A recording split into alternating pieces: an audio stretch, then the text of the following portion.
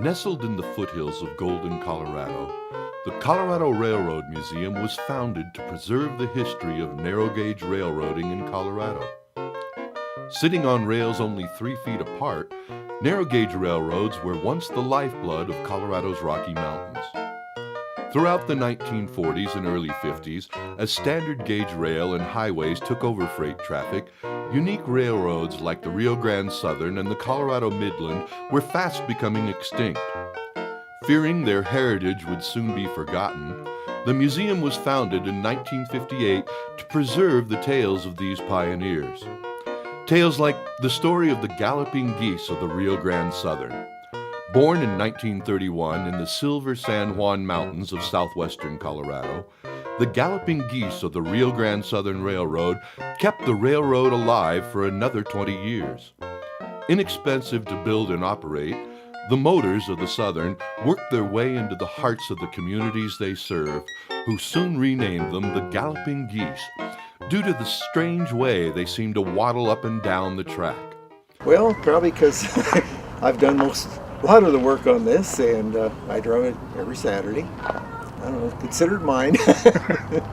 Well, in restoring this one, it was in pretty sad shape. It had been redone some, it did it runnable. When the museum got it, it was in horrible shape. This one sat out in the open from 53 up till 84.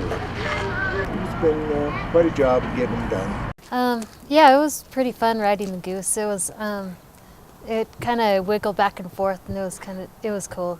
Yeah, I would definitely ride it again. I would come out here again too.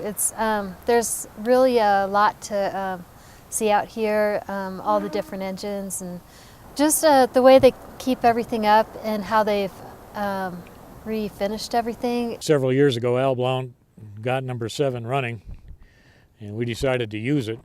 At that time, it was found that we needed somebody, of course, to drive, but we also need somebody in the back to give a narrative and to act as conductor. They're historical. I mean, these are a part of the narrow gauge history of southern Colorado. They were very, very valuable to the Rio Grande Southern Railroad, kept them out of bankruptcy, helped them maintain a mail contractor, which is very important to the railroad. And we have the opportunity to keep these things running in the 21st century that operated on the rails in the 1930s, 40s, and 50s I think is a great thing. It's better than a static display sitting there doing nothing. That's kind of neat. Flock of these unique iron creatures, they have lovingly restored 3 geese to gallop again. And as they did during their days on the Southern, rides on the geese are providing a stream of revenue to the museum, helping fund restoration of the Rio Grande Southern's locomotive number 20.